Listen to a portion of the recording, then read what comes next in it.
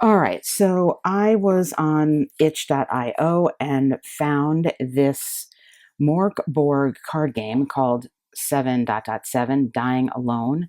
These are the solo rules for it, and I was super excited immediately, such that not only did I print out the card game itself, but this is just like a small sample. I have a massive bag of cards I printed for this game.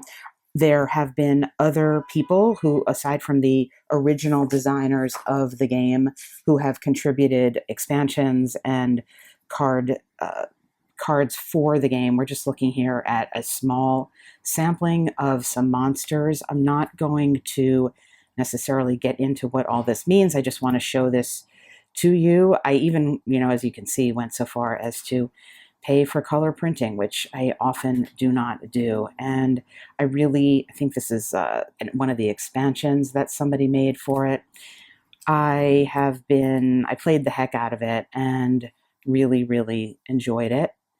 And we'll look at some of the locations. I think this is from the original designers here. You can get the vibe, as it were. And that is some equipment. Oh, I've tried to separate the types of cards I've got, but see, this is a little bit mixed together. I think this was from one of the cards that I used in one of the games, actually. So we've got equipment, and we have scum. These are the scum that fight on your behalf in the game. And we have she did me good, actually. Got some great money from her. Anyway, it is super, super fun and addictive, I guess is the right word for it, if you like the Mork Borg world. In this video, I'm not going to show gameplay from this game. I am going to be talking about Plunderlust, which is a game derived from that game. And you could see here the rule book for this and the designers. Let's take a look at the credit for the designers. So we can see in the back here, this game would not exist without Duncan Hall 7:7. I'm not sure how to say that. And this one has been created by Duncan Hall and Brian Collin, and I thank them for sending me this copy. It's set in the Grim Expanse universe that is created by Brian and Ross. And here is the credit to the Mork Borg third-party license for the game. So in this video, we're going to take a look at how they have implemented this Mork Borg print and play game that is available on itch.io, as mentioned, into this sort of grim, vast, sci-fi, sort of piratey universe that is Plunderlust. And it takes the same mechanics from this game and it adds a few things to them. I think it adds some good things to these mechanics and plays similarly a super addictive kind of game. You just want to keep playing until you can win, and it is tough to beat. So we're going to take a look at the rest of the video at Plunderlust, and if there is interest in my doing some type of look through for the original game, put that in the comments and I'll get to that too. Okay, so what we're looking at here is a standard setup for the game, and I'm going to go through what you're seeing and show you parts of a turn or two, and then I'm going to talk about how I actually play the game with some house rules that I have incorporated to mitigate some of the luck in the game that I find a little bit frustrating. As mentioned, you have a deck of cards, and essentially what you're trying to do, this is a 60 card deck, and these are from that deck, is to get through this deck and defeat one of two boss monsters that you have also seeded into the deck. In this setup, I have done a little deck building based on cards that I want to use from the various sets. As mentioned, the sets are sold individually, so you could just buy one set and play with one set. Each player needs one set. The game can be played cooperatively or competitively or solo, and here I'm only going to be talking about the solo play of the game. The cards represented here are the 7 cards in my hand that I randomly drew. The cards up here started out as being the 7 torments, and I've already drawn a torment, which is why there are only 6 there. I place the die that you're supposed to roll on top of the card so I know what it is. So when you get down to 6 torments, you're rolling a d12, which is why that d12 is up there. At the original setup of the game, I have the 7 torments with the d20 on top.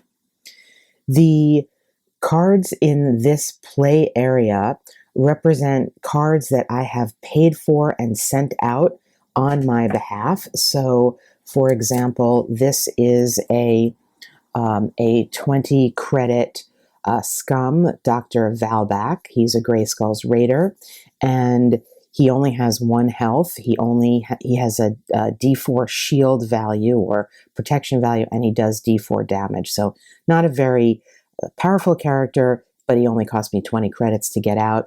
And he does have a power that you can roll for to see if you're able to use. And in this particular case, his power is to do an extra attack of either D6 or D10 if that enemy is infected. So when you play this character, the first thing you'll do is roll to see whether you can use your power, and it's the same type of roll. It's a simple unmodified D20 roll. If you get 12 or more, the answer is yes, and 11 or lower, you cannot use the power.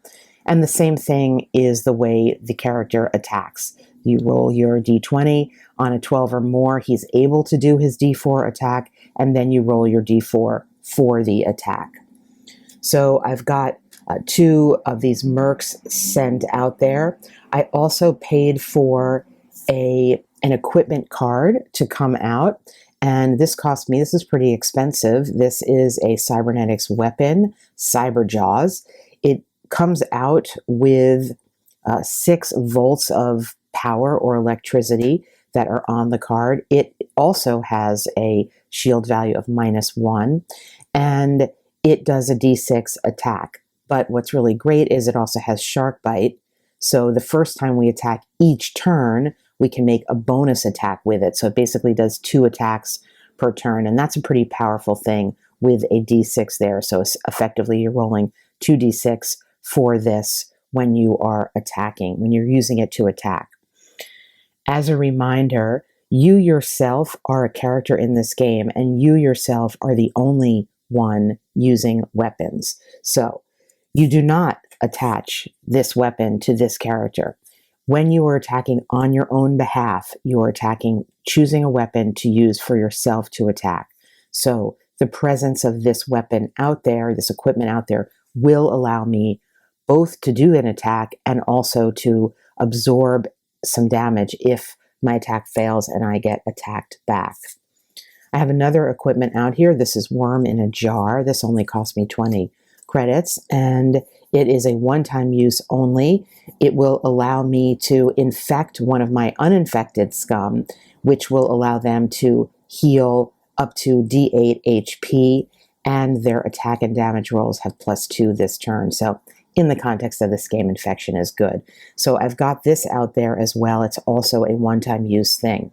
So this is my current sort of, we'll call it crew or abilities and crew that I have to attack what's ever out there in the location. Locations have this kind of greenish yellow top here, and you also play locations from your hand, as we'll see. This is a Tila Station location, and it has an explored die of D10. So the first time you get to this location, you roll whatever die you see there, and you will get that many credits times 10.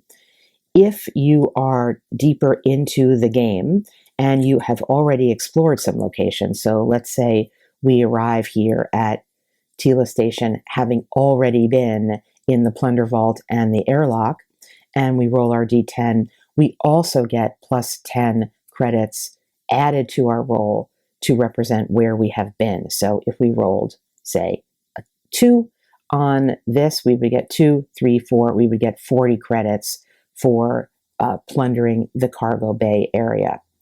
The 40 credits have two roles, or the amount of credits you roll in the explore phase have two functions. One is goes directly into your, it's a little off camera, into your stash of credits that you can use later to buy things from your hand and deploy them. The second thing is to be a reference point for how many enemies you are deploying from your hand when it comes to that part of the game. And we'll take a look right now here at the turn order. So we're talking now about the lurk phase. So after you play your location, you will enter the lurk phase. And this card, I'll say, does not really reference solo play. I think they could have probably added a card that did that. But in any case, in the lurk phase as solo, what you're doing is you're looking in your hand for enemies to deploy that cost the number you rolled or less and deploying them. Now, there's some rules ambiguities here about what happens if, for example, let's just say in this location, a D10, I rolled a 3, that's 30. The only thing in my hand is this 60.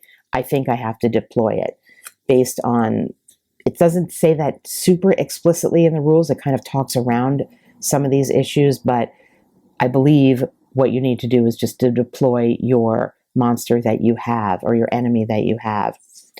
I've been playing it that I have to deploy the highest value one. So if I had a 60 credit and a 30 credit and I only rolled 20, I would deploy the 60 credit one. I would like some clarification on that, but that's how I've been playing. So in any case, in the lurk phase, you deploy the enemies up to the value that you have rolled on this. You're not actually spending your money. It's just a marker to know how difficult the location will be. And you deploy them up here. So this is an already deployed enemy. And then you go into the fight phase. And you then have your fighting. At the end of that, you will be able to both, it's called a buy phase. I think it really should be called a buy and sell phase or a sell and buy phase, because you are allowed to sell your equipment in this phase and you will get half the value of that's printed on the card. And sometimes this is useful to consider. Well, it's often useful to consider because you may not have enough money to put something out that you want. You may have picked up an equipment that you don't actually really like.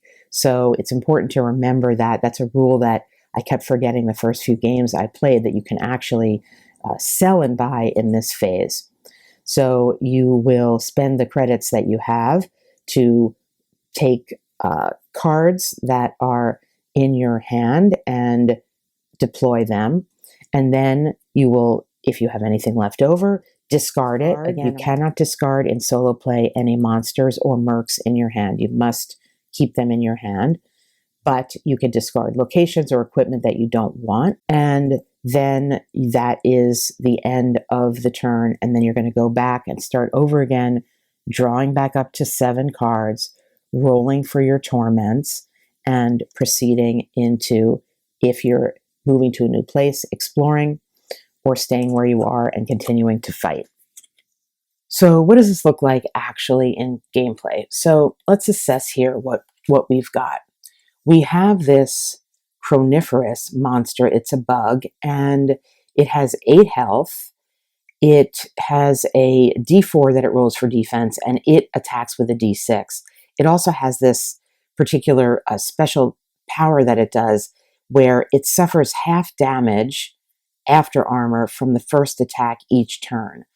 It's a little confusingly worded, but what I think this means is that if, let's say, the first turn we do 2 damage to it, in the net value of our damage is 2, each successive turn that it's out there and is attacked, it's going to get an additional 1 damage. I think.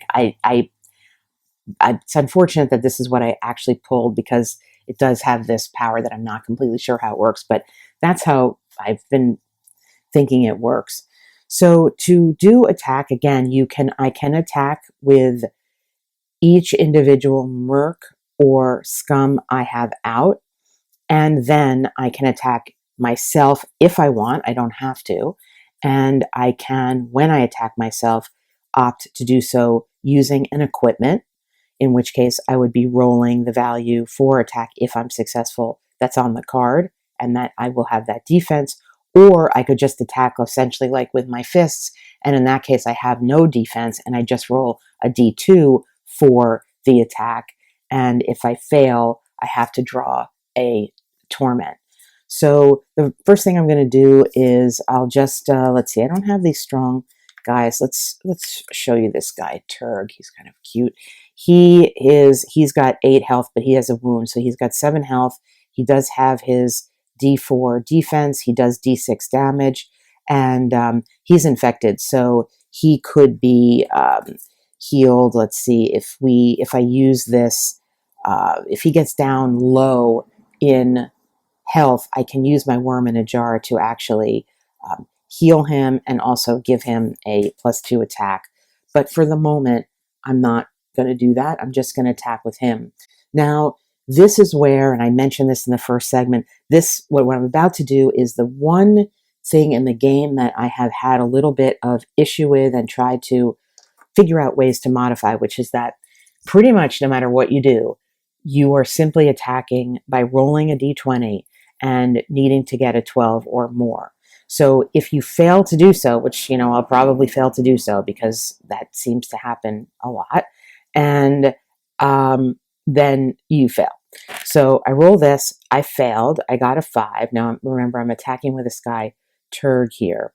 So what happens when you fail is that you are attacked back. And in this case, I'm getting attacked by this guy with a d6. And remember, I have a d4 protection myself. So I'm going to roll these 2 dice here to represent the attack from this as well as my own defense. Oh, well, I got lucky. So he attacked me with 3, but I defended with 4. So I didn't get any wounds, but the one that I already had. And that's that attack. But I have another merc out, so I can continue on with this fellow. He only has a d4 attack. Again, it's the same d20 that I'm rolling, just trying to get a 12 or more. I got a 16.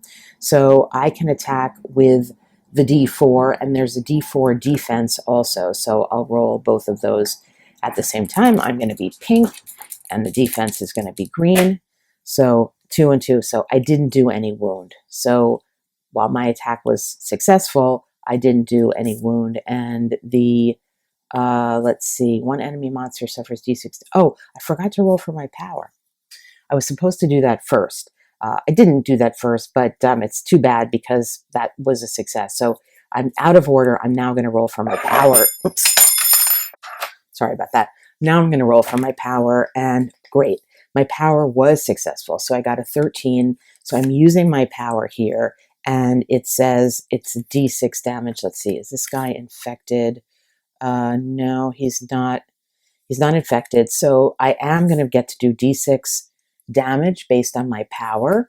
And again, he's got the d4 defense. So we'll roll these 2 to see if we can even land a wound here. 3 and 2. So we did get 1 wound onto this guy, and his health, as a reminder, is 8. So we got a long way to go with him. Now, the question is, do I want to do an attack myself, which I think I probably do. And I can use this Cyberjaw's equipment here, and I will be able to do 2 attacks with it. So I will have to expend a volt that is on here, a charge that's on here. So I'll discard one of the charges, and I will roll 2d20 to represent the 2 attacks. We'll see if either or both are successful, and one of them was successful. And so I get to then roll a d6 again for the damage, and we got the d4 protection. So we didn't do any damage. So you can sort of see that it can be lengthy and challenging to land attacks, even if you have some good equipment and a decent monster, because it does all boil down to this d12. you are only able to attack one time. It doesn't matter how many equipments you have out there. You choose your equipment that you're going to use for the attack, and you attack once. And so after this fight phase, we didn't get any credits for this. It is the buy phase of the turn. I had from the prior turn 20 credits left over. Looking at my hand, I don't have anything that is 20 credits. I can't buy anything, and I think I am going to discard 1, 2, 3, 4, 5, 6. Yeah, I'm going to discard this Brutal Savage. That doesn't really do much for me. He has a lot of health, but his attack value is really low. And he's expensive to put out. So now it's the next turn. The first thing I am going to do is draw up to my hand size. So I draw one card. I got, King Solly's Finger. It's a Raider artifact equipment. And, this is a good thing to show. It says you have a captain of the faction of your choice. So there are factions in this game, and if you have a merc or an enemy out that matches the faction of another faction, like a Gray Skulls. Let's see, I don't think I have that. I do actually here. You get +1 in to your attack roll. So I don't think I rolled an 11 here. That may have helped me, but you have to remember to look for that. So this equipment gives you basically the faction of your choice. So when you are rolling with somebody, if you're successful, you could add a +1 to that. It will cost me 40 credits to deploy. Remember, what goes into my hand is not in the game. I have to pay for that to use, but that's the card I got. So that's actually a pretty good card to get. The next thing we need to do here is to roll for the torments, and we're rolling a D12 at this point, and on a roll of a 1, we draw a torment. So we rolled a 5, no torment happened there, and we move into the explore phase. Now, we're currently in this location here, which is the cargo bay area. We don't get to keep rolling this D10 to explore it, unfortunately. We either continue to fight this guy here, and it's pretty tough. As you can see, it has a lot of health, but it will give us 60 credits. I mean, that's a fair amount of credits. It's a good amount. It's not a huge amount, but it's pretty good. We can continue to try to fight him, or we can move on. We do have other locations we can deploy and move to. If we leave, he basically gets a parting shot at us. So he will attack us with his D6, and we will assign that wound to somebody. I think we can try to defend. So we have some mercs with defense. I have to confirm that. But nevertheless, we'll get a parting shot, and then he will be removed from the game. We won't get the credits he has, but we'll just move to a new location. So that represents us moving forward. And remember, the deeper we go, when we roll our explore die, we're going to get a +10 credits. So there's benefit to continuing to go deeper and explore more. And you also need, when assessing this, to figure out what benefits your new location may offer. So we've been in the cargo bay here of Tila Bay, and the other places we can go to the airlock, and we roll a D8 here. And what this allows us to do is ignore damage from one enemy monster, discarded when exploring this turn. So I think that means if we play this, we won't get wounded by him. That's actually pretty nice, although a D6 damage isn't the worst. We might want to save that for when we're trying to escape an enemy that does higher damage. So that's just something to remember. Like, for example, we may end up deploying this guy, this 90 credit guy who does D8 damage with 13 health. We may need to run from him. So running to the airlock, leaving him and shutting the airlock door behind this guy might be better. So we might not want to deploy that just yet. The other location available right now is this Plunder Vault. Ooh, we roll a D12. There's a chance for so many creds. Let the Plunderlust consume you. That's pretty good. However, again, if we hang on to this, representing us going further into, in this case, it's all Tila Station, but I'll say all my locations don't happen to be this bigger place. But if we hang on to this and go deeper into it, remember, whatever we get on the D12, we get the +10, +10. So we really have the opportunity for a big score there. So I think for right now, I'm going to stay here and just going to kind of continue to try to fight this guy off and see if we can do better than we did last time. So, all right. So I am back with a different game. I stopped recording that other game that I ended up losing. It just wasn't that interesting anymore. This is a different game that I'm playing just from the Revenant's deck. And I'm coming in here to show you the setup's a little bit different than is indicated on the box, but just to kind of fit everything in. As you can see, we're pretty well into the game. This is my draw deck. This is what I have left. I only drew one torment, so I'm on a D12 torment roll, and you can't completely see it, but I have a lot of credits, like a ton of credits, and I just drew the boss. So I'm going to end up deploying the boss. These are all my crew. I control everything here. It's just not lined up the way you had seen it before.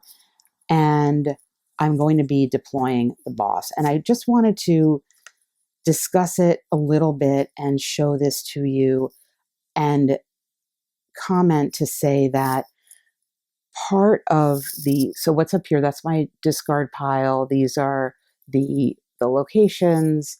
I have a couple of injured scum here and some injured mercs and a whole bunch of equipment that I've got. This thing right here is really great. It is this blaster, Dead Man's Blaster, where I can spend a volt after hitting with it to deal an additional damage. And it came with, I think it's 6 volts on there, but I was traveling in places that allowed me to, this last one, this electro coils, and I was there at the power station 1, 2, 3 times, add 2 volts to something. So I have a lot of charges that I had been saving up.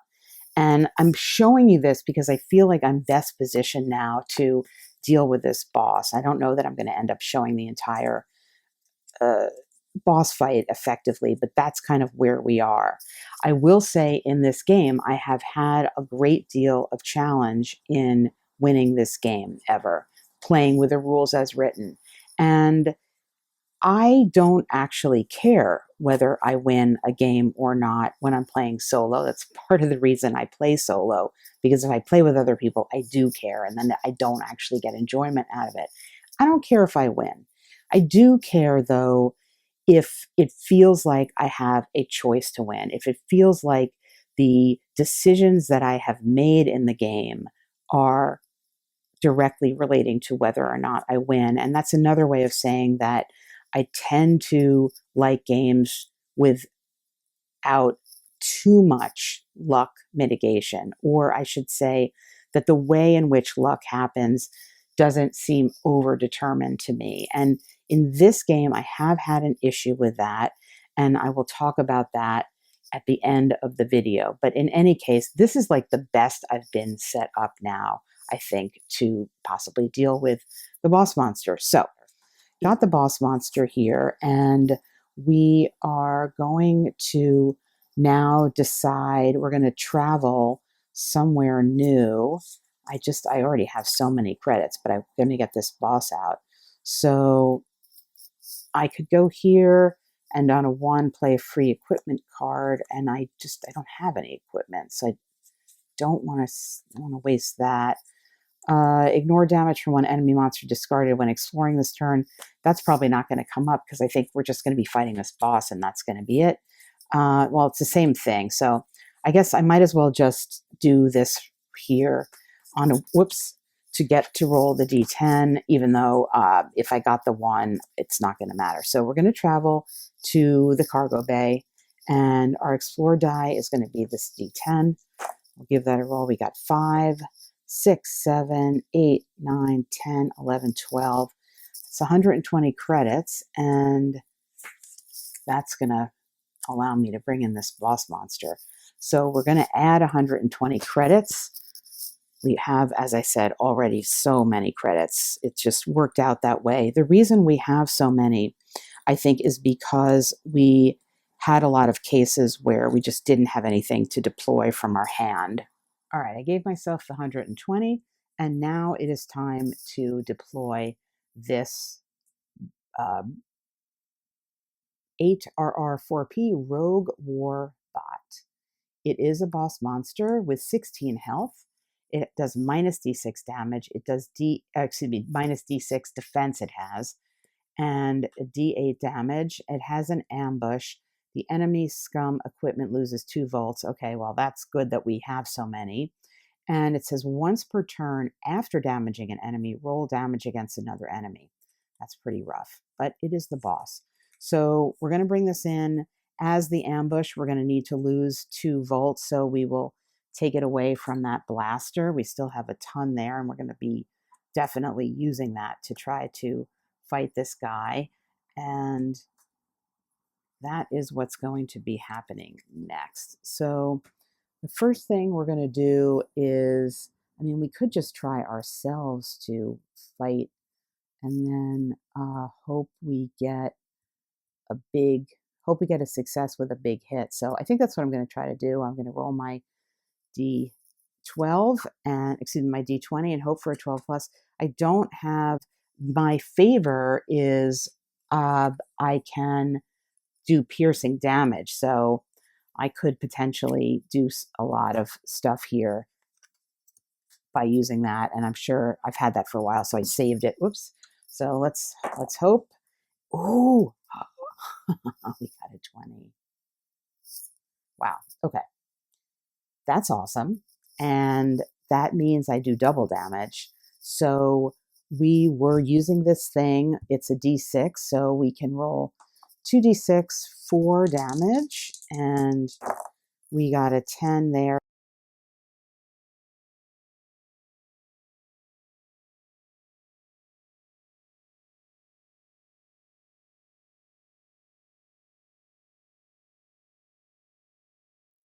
Well, in any case, it's good to talk now about this role. I had an email exchange with the designers about this because it has bothered me from the outset that basically, no matter whether you are the lowliest of mercs or the biggest of scum, your chance of getting a hit is the same. Obviously, the type of damage that you do differs, but just the chance remains the same. And to me, that was troublesome. So for this, 100 credit captain who with 18 health, who does D6 and has this ability to deal +2 damage per volt spent, like that's a really powerful character. He has the exact same chance of getting a hit as, let's see what I can, this like little charger bot thing, or this flexible loyalist who has 3 health, does D4 damage. He's just a gun for hire and only 20 credits. These two characters in the game are flattened by this D20. So that was bothersome to me. And I did write to the designers about it, and they sort of wrote back reminding me of the Mork Borg. It's following that kind of sensibility, or these are just like not heroic characters. They're like lowly scum and mercs that are just struggling to get by. I get that. And I have been trying to be mindful of that as I play to give the game its thematic due. But it didn't quite sit well with me. So there were 2 different types of house rules that I try to use when playing, and I'm just going to show you them now in case you want to make use of them. Or I can't say that they're totally great, but I tried a variety of different house rules. So one of the house rules I tried was, and we're going to use these two cards actually as a perfect example, was this, that when I rolled the d20 to see if I would even hit, I would take the damage die for the character and roll it with the d20. Optionally adding on what I got here to the roll if it needed to be a success. If I rolled, however, if I chose to do that and I rolled a 1, even if I got a success as I did here, the 1 would cause a fail and drawing a torment. So it functioned almost as a torment die and became risky. So for example, to do that with this guy and to take a d4 and add it on potentially to that d20, obviously you have a greater risk of rolling a 1. Now in this particular case, I happened to roll a 1 on the d20 and a 4 on the d4. It would still be a fail, but it gives, still the possibility of pushing that roll up. So say I rolled a 10 on here and a 3 on here, I could choose in my house rule to use part of the 3 to bring me up to a 12 and do potentially 1 damage. Now, this wouldn't have necessarily done 1 damage on anything with a defense, but I think you see the point. So that was one of the house rules I used because it made it feel like a character that was potentially stronger had a better chance. Doesn't necessarily always work. That was one house rule. It came into play sometimes in the game and it made me feel a little bit better. I'm not sure that it is necessarily effective. The second house rule that I was trying to work with was I'm looking at my torments for the other, see if I can find this other boss. Here it is. So you've got the 2 bosses in the deck and you're meant to, you pull them into your hand if you draw them, and eventually you can have enough credits to pay for them, bring them out and fight them. My other house rule was to simply begin the game with both bosses out and change the rule that in order to succeed in the game, you needed to destroy them both, but you had the option at any turn, if you were in an empty room, if you had gotten rid of all the enemies or you were somehow in an empty room, to try to attack them whenever you wanted during the course of play. You had to kill them both, but you could attack them at any time. The reason for that, and then when you did the attack, the same rules would apply. So there would be, they would fight back. The ambush in this particular modification of house rules didn't come in because they were just sort of there. So I did that because I felt like part of the challenge with the boss is I played more than one game where I got the boss in my hand like on the first draw or the second draw, which effectively meant I was handicapped the entire game or most of the game to 6 cards in my hand because I didn't have enough credits to put the boss out. So,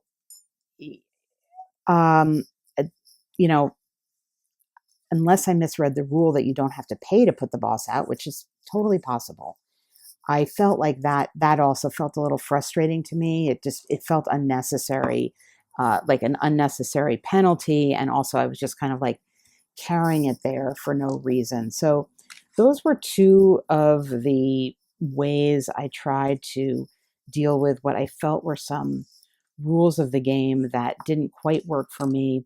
This D, 20, 12 plus for every single attack is still bothersome to me, even though I do understand design-wise, I suppose, to stay to the theme, why it is that way. but I haven't quite gotten over that yet. That said, it, I've still continued to go back and back to the game and really have enjoyed it now. And I do want to show you, since I was using a, a bespoke deck for the game demo, I want to show you what you get in the box if you purchase the whole box. And each game is playable with just one deck per player. So you could play the entire game with just one deck. It probably would get repetitive pretty quickly. I think the game really shines when you combine different decks together and have the opportunity to try to build out your specific load of mercs and enemies and things.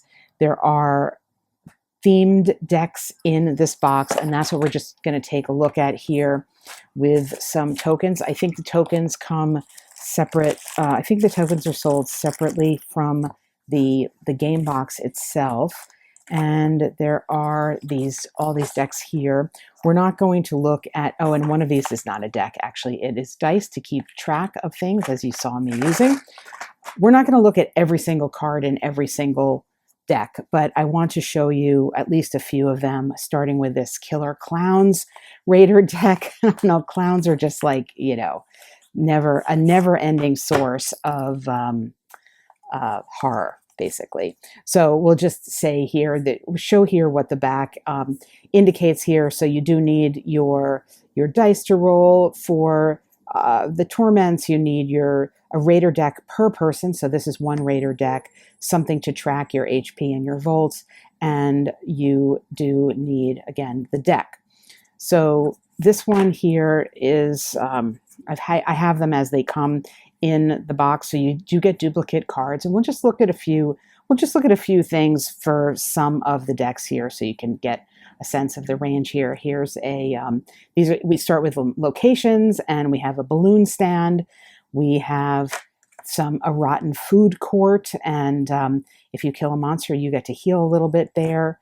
There is an arcade here, and if you get the explore roll of 6, so this is thematic, you can kind of keep rolling there because it's like an arcade. There's a rickety ride, and the enemy monsters are going to cost you more if you deploy them here in this rickety ride. Then there is the carnivore pen. Feeding time. Search your deck for a beast, reveal it, and add it to your hand, then shuffle your deck. So some of these things, if you're building your own deck, you want to make sure, for example, if you're putting this location in, you want to have some beast enemies in there so that you can actually make use of the special thing that you get here. Then we move to some monsters. We have this mitosis monkey, and when it's slain, play 2 cards from your hand face down as beast monsters with 1 HP and D4 attack. So it kind of like splits. That's kind of cool and gross. We have a war pig. I guess this is an amalgam of, it's a mutant beast, and it has a tusk charge, so it gets 2d8 for the ambush attack. A laser liger. This is also a mutant beast. If this kills an enemy scum, any remaining damage is suffered by another enemy scum. So tricky things here. The Elephant is a boss monster here. It's 130 credits. It's got 18 health. It does D10 damage. When he makes an armor roll, the attacker suffers damage equal to the roll. That's pretty ferocious. And then we get into some mercs here. We have the Flexible Loyalist here for, it's a gun for hire, basically. Plunderlust, another gun for hire. Add them to your crew or throw them against a rival faction. That costs 50 credits with 5 health, does D10 damage, no armor though. And a Salty Dog is a merc raider, and they do D6 damage with 4 health. We have Captain Gonzo is a scum from the Killer Clowns captain. He can plunder a balloon. We saw the balloon location earlier. This is creepy. Clowns are just creepy. So I'm sorry. I'm sorry. Whoops. See, even the camera is scared. I'm sorry for showing clowns. I should have put a trigger warning or something down here. So we'll just skip over these creepy clowns.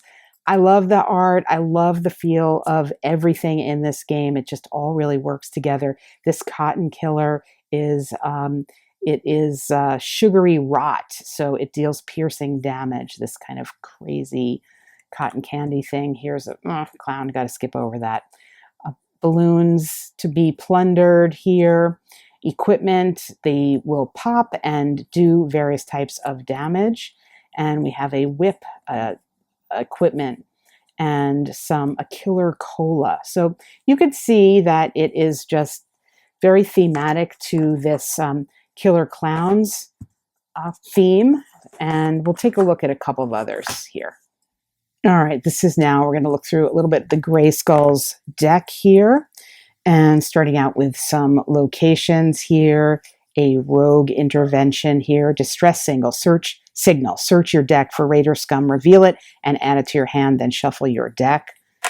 A ventilation shaft, your opponent can't play more than one monster this turn. So again, some of these cards may be better for playing opposed than single, so if you're building your deck, you might want to pay attention to that. Solvent, remove a scum in your crypt from the game to heal D6 HP. That's cool. This is the worm breeding pool. Your infected scum get +2 to attack and damage rolls this turn. And let's see, this Grim Biter, it does an infection on 2 of 6 rolls. We have a Carnicious Fleshmancer, and each infected enemy scum loses half its current HP. So you can see the theme here. And a Brutal Savage. We've got the Salty Dog. Again, I think we already saw that. A Gray Skulls Raider. This is a captain, has razor gloves. Roll 2d20 for attack rolls. D4 damage per hit. Unscathed, cannot be infected. And we have this Turg here, a Gray Skulls Raider. It is going to infect and not be able to be cured. We have a Dirty Syringe, necessary. After dealing damage, roll d6 for each of the remaining HP for each 6. It loses another HP. So that's a quick look inside. We'll just look at the final thing. Worm in a Jar, Parasitic Pleasure, 1 use. Infect one of your uninfected scum. They heal d8 HP, and their attack and damage rolls have +2 this turn. Kind of crazy infected thing. And then I said it was the last one, but this is what's so great about the game. There's always something else to see. We have a blessing sort of thing here. We get to re-roll an attack or a power roll, and that will be at +1. So that's a look at selections from the Gray Skulls Raider deck.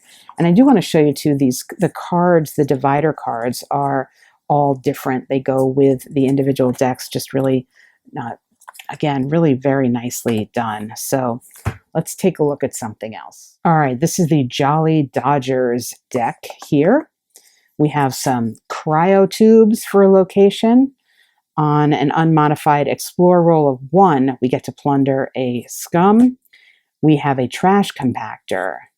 We've got a smuggling compartment. We have a gore-soaked knave with corpses. Remove up to 3 scum in your crypt from the game. Add +1 to your explore roll for each removed. So that's pretty cool. Makes you, forces some choices on you. A blood altar.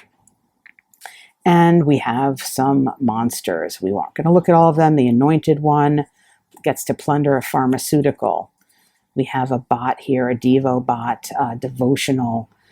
Enemy attack rolls suffer -1 this turn. That's pretty cool. Merciless Mercenary, gun for hire. Add them to your crew or throw them against a rival faction. 7 health, d6 damage, and it does have an armor -d4. Saw some Loyalists before. Some of these cards, again, are repeats of the general mercs here. Here is a Jolly Dodgers Raider. It's almost cute. Prison Wallet. It's a power. Plunder and equipment. Lose d4 HP if it costs more than Crockett's remaining HP times 10. Interesting. And we have some Astral Reds. It's some pharmaceuticals. Add +d6 to your next explore or attack this turn. If you want to do a little pharmaceutical help there, you can do it. And we have this Breacher Drill. These attacks are going to ignore armor and deal damage equal to the target's armor. That's pretty cool. So those are a couple of, here's a favor card. We like the favor cards. There aren't a ton of them. This is Silence. Play at any time to cancel an ambush ability or an enemy favor. That's a pretty good one. And then the last one we're going to look at is the Claws of Doom Raider deck here. And in this one, we've got an Autopsy Slab. Augury. On this turn, you may remove a scum in your crypt from the game to reroll any die, friend or foe. So that's a pretty cool ability. A Corpse Shoot. You may discard a card from your hand to draw a card, like that. Cyborg Morg. Search your deck for cybernetics equipment, reveal it, and add it to your hand, and then shuffle your deck. We have a way to mansionize a friendly scum, Borgify it. Crematorium. At the end of your turn, one enemy monster suffers d6 damage. And we have some monsters here. A Scrap Wrench. You can loot her for a weapon. A Voldergeist. Deal damage to one enemy scum equal to the number of volts on it. And let's just move through here. I'm not seeing a boss monster. Here's a Merc with a couple of volts, adding them. D6 damage, minus D4, 4 health, 30 credits. They're a bot. Can help you out. A Brutal Savage, 70 credits. D4 damage does, but it has 10 health, and it has a light shield there, D2. And Scum, Claws of Doom Raider. Electro Cannon. Spend 1 volt after hitting with an attack to also hit any second enemy monster. It comes with 6 volts, so that's pretty handy. Oh, a cat, of course. Claws of Doom Crew, Cyber Kitty. Add +1 to your explore rolls. That's pretty helpful. Thematic, the cat's going to help you explore. I like that. More pharmaceuticals. An Artifact Battery. When you suffer a torment, you gain d6 volts. Oh, that's that's pretty good, actually, if you're wanting to get some benefit there from suffering a torment. So that is a look in, here's the cybernetics weapon. I didn't find the boss here. That's a look inside the Claws of Doom deck. I think that's all I'm going to show for the moment. I will say that the bottom of each card does tell you what deck it is from, so you can put them back together if you get this box set and you build your own deck to play against, as I have done. I do think that is the way to play this game for the variety's sake, for the longevity's sake, and also for the ability to play either co-op or opposed. And it is just it's a very nicely put together product in terms of the art and the quality of the cards and the variety of everything. It is allows you to customize a la Magic the Gathering and to create, themes within themes if you wish to do so. So that is a look inside Plunderlust. It's a great, fun, involving game with thematic art. The rules, as I said, some of them are a little confusing, and I'm not sure I'm totally playing them correctly, but I'm doing my best to interpret as I can. The rule book is not the easiest to get through, even though it is pretty short. It could be a little bit, I think, more clearly written, and there are some ambiguities, but overall, this is a fantastic thematic card game in this grim, dying universe. The art really supports the notion of this vast, grim world, and I've just really been enjoying this game. And so my final thoughts on this game, as we just look at the really lovely box again that the set comes in. As a reminder, you get all of these different cards. You can see I've now organized them here. I've broken up all the decks. I've organized them by these are the locations, these are the monsters, etc., so that I can build my own deck to play with each time and not just play with the deck boxes. These are the dice, by the way, that come with it. I didn't mention that, but I wasn't showing you the dice that come with it aside from these pink ones here.